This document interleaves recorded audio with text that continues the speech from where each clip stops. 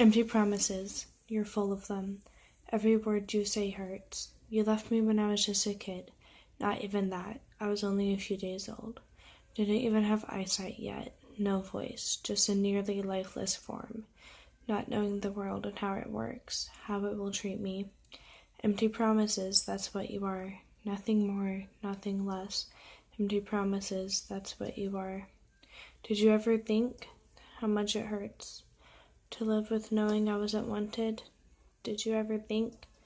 Empty promises, that's what you are. No love, no heart. Empty promises, that's what you are. You gave up on me. You left me. You never cared, but that's okay, for neither did I. Empty promises, that's what you are. I broke my family, but that's okay. They broke me too. Empty promises, that's what you are. Infinitely broken, damaged by you. Infinitely broken, left by you. Empty promises, that's what you are. Lies held over my head, broken by you. Empty promises, that's what you are.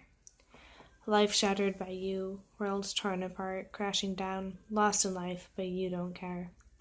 Empty promises, that's what you are. A world lost of trust, a world crumbling at my feet. Empty promises, that's what you are. Fear consumes my brain, anxiety overwhelms me. Depression is a cloak that I wear, a monster from within. But you have never cared, have you? Empty promises, that's what you are.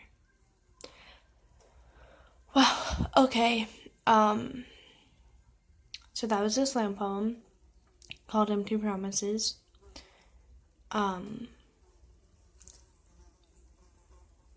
That poem is about this person in my life who has left my life, is no longer a part of it. That man is my biological father, my only father, and he isn't even here to raise me.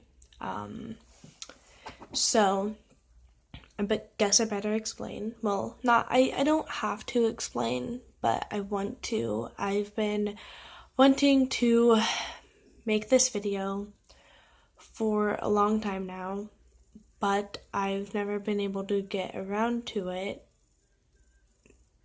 because I didn't really know what to say. But I've had my time to organize my thoughts and organize what I want to say. So that's what I'm doing today. Guess I better start from the beginning. I was born October 16th, 2000, so that makes me 16, almost 17 today.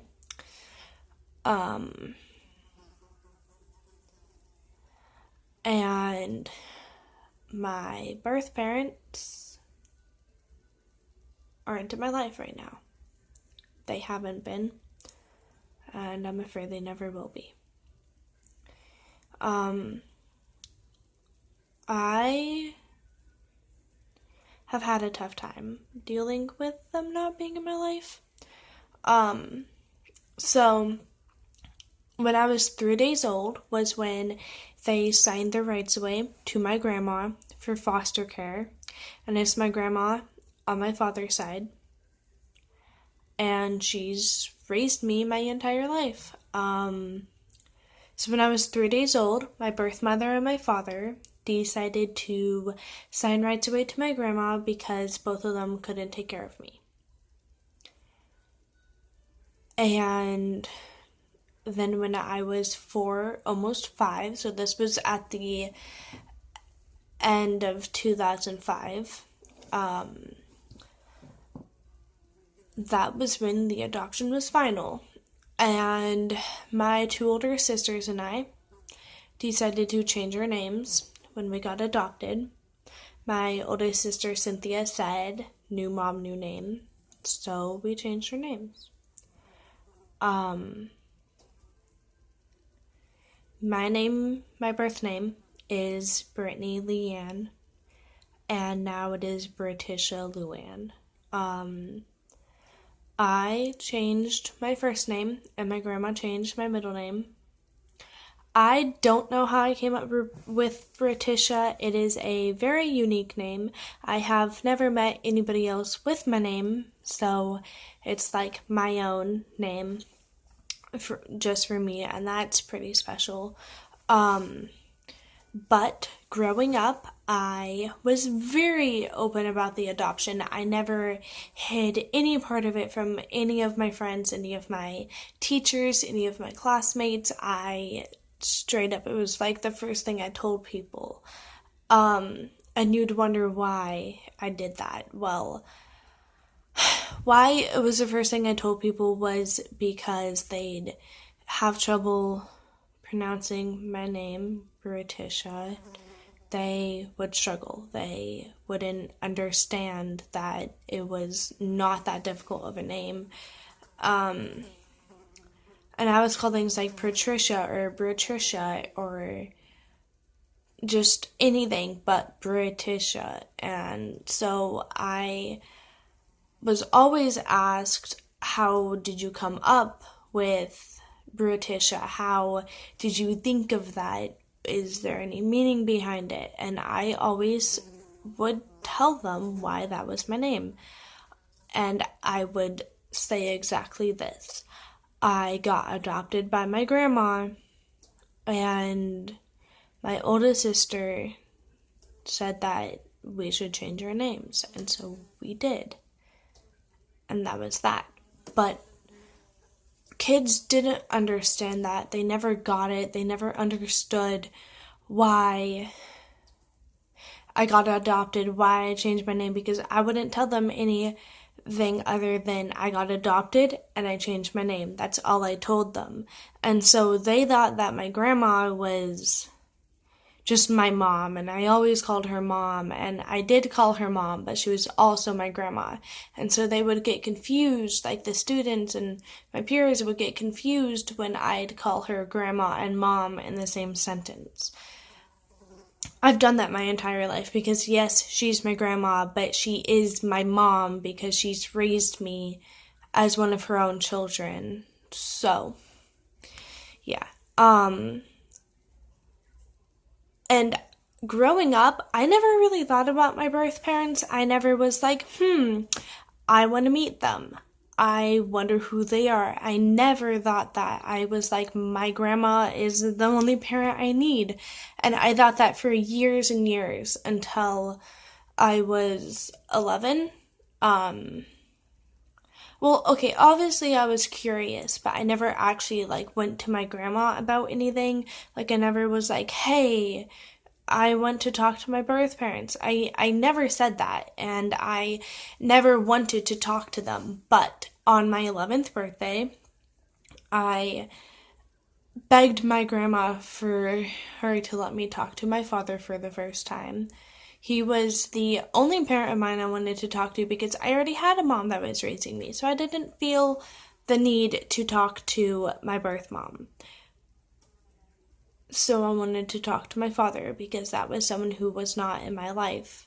My birth mom wasn't either, but I had a motherly figure and I never had the father figure, so I wanted to get close to him.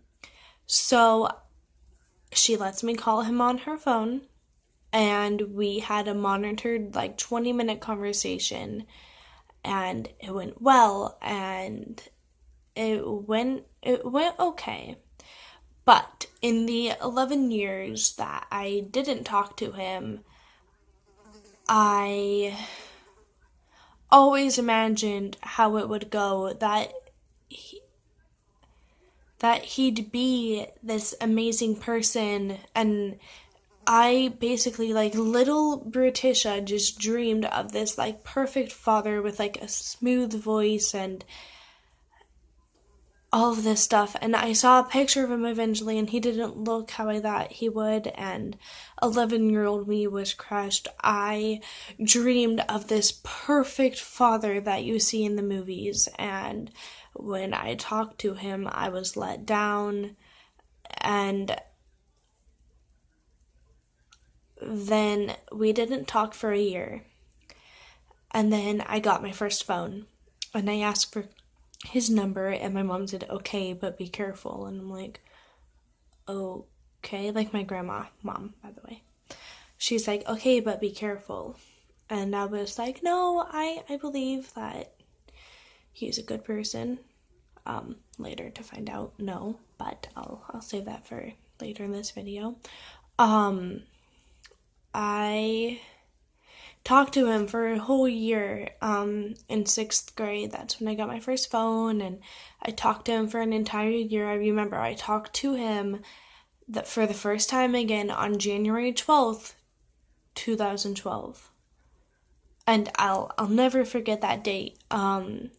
And we got really close my 6th grade year. We would talk every night. I would sing to him every night, and we bonded really, really well. And then he kept promising and promising and promising that he would come back home to Oregon. He's in Colorado right now, and he's been there since he left. But he's been promising he's going to come back home to Oregon, and he's going to be here, and he's going to be back in my life.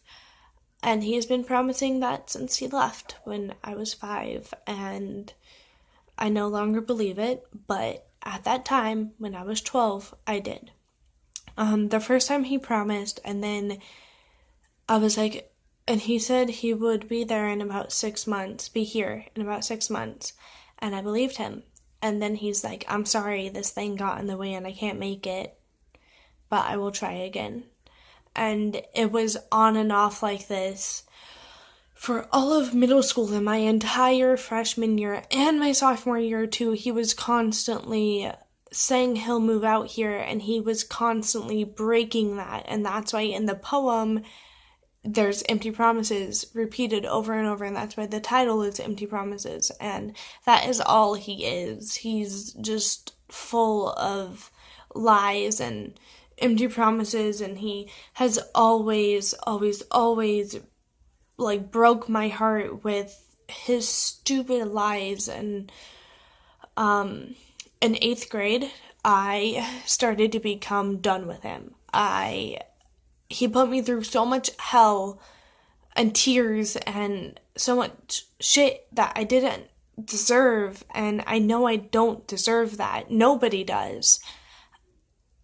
And to think that he can come back into my life and try to parent me over the phone. I'm sorry, but you cannot pick and choose when you want to be my parent. Like, you left and you signed away your rights to be a parental figure in my life. Like, yeah, you are my father, but you cannot come back into my life and think that I will welcome you with warm arms and let you parent me, because no, that's not going to happen. And he always thought that that is what was going to happen. And I got so pissed off at him for that, because he can't do that.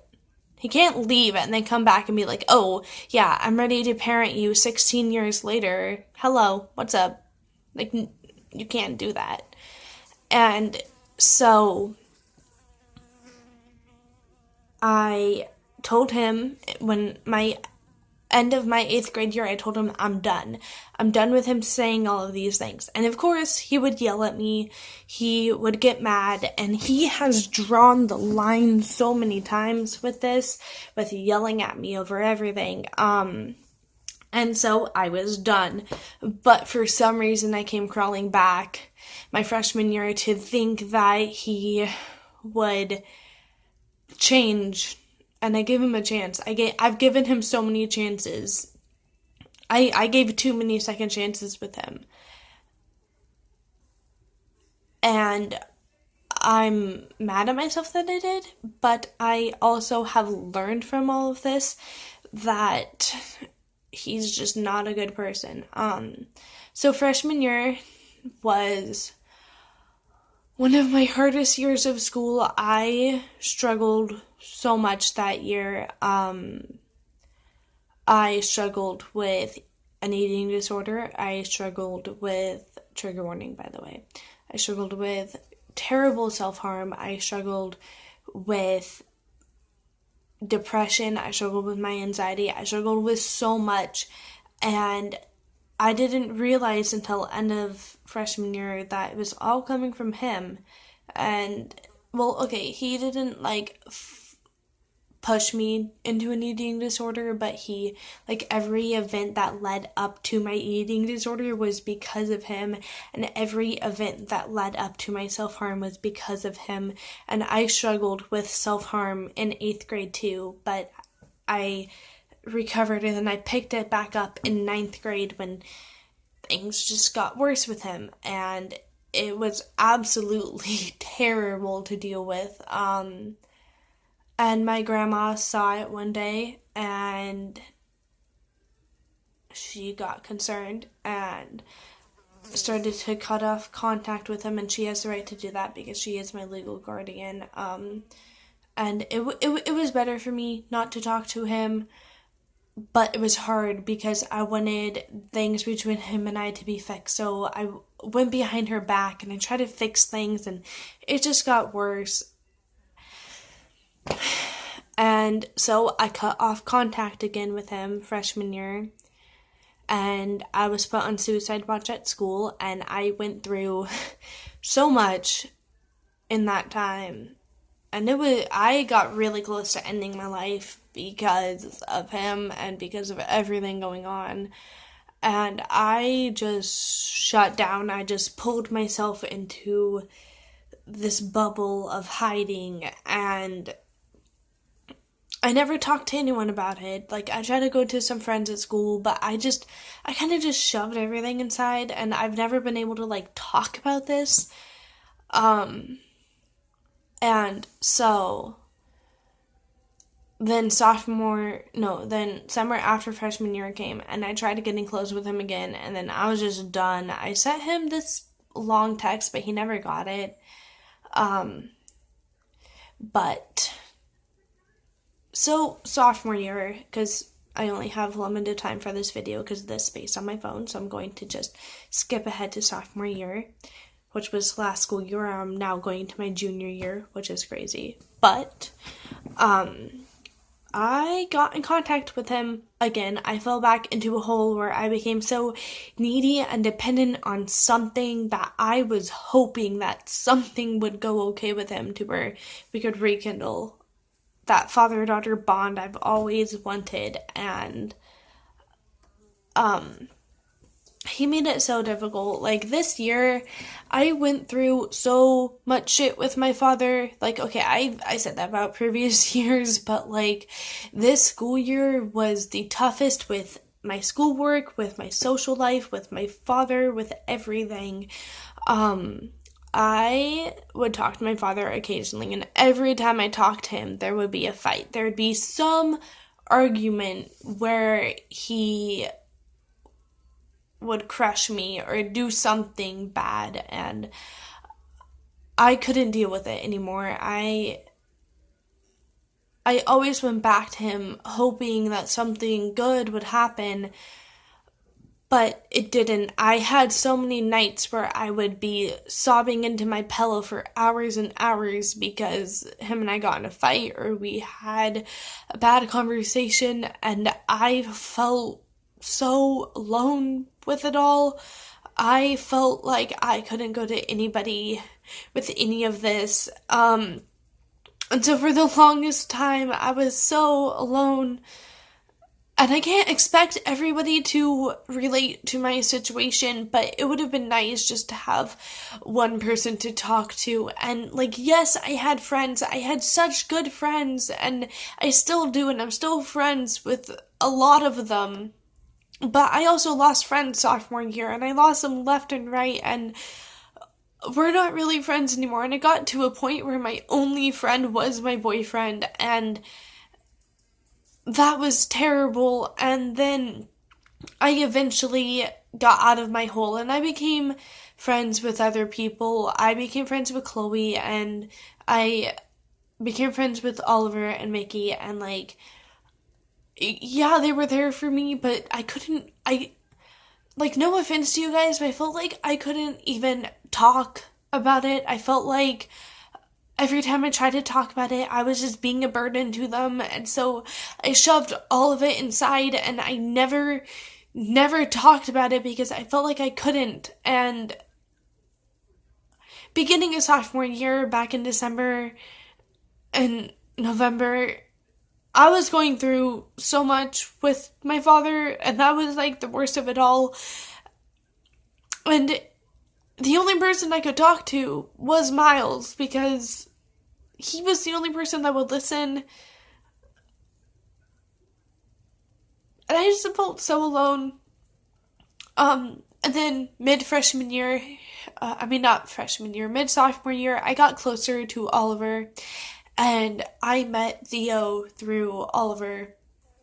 And wow, okay, so I know this was supposed to be for my father, but I just need to straight up, not for my father, but about my father, I need to straight up thank Oliver, because things have not been perfect, but you have been here for me through so much, and you showed me that it would be okay and that things would get better.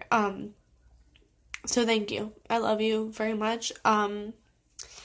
Then Mickey, you are an amazing person, and you have been through so much in the amount of time we've been friends, and you haven't gave up, and you haven't gave up on me, you haven't gave up on your life, you've just stayed strong, and you've helped me through so much, and I love you so much. Thank you.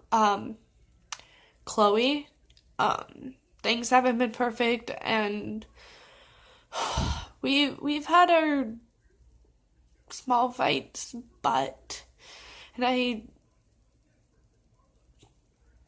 just want to say thank you for like being my friend through sophomore year, because it wasn't easy, and you were my main friend at school.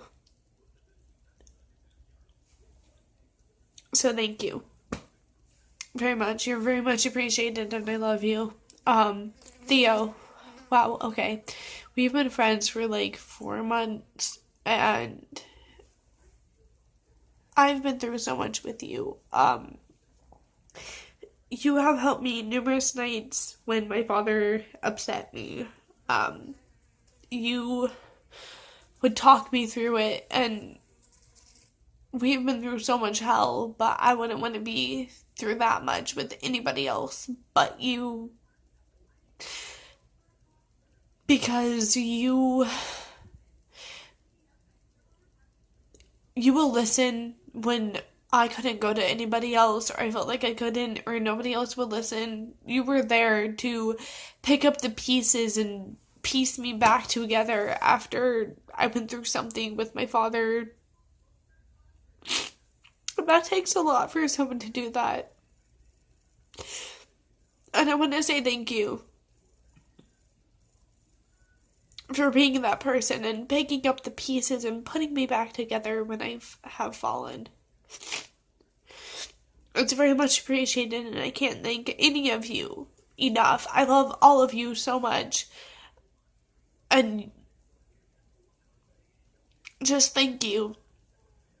It felt really good to talk about this and just get it out, because it's been something I've been wanting to make for a while, but I had no idea what to say through all of it.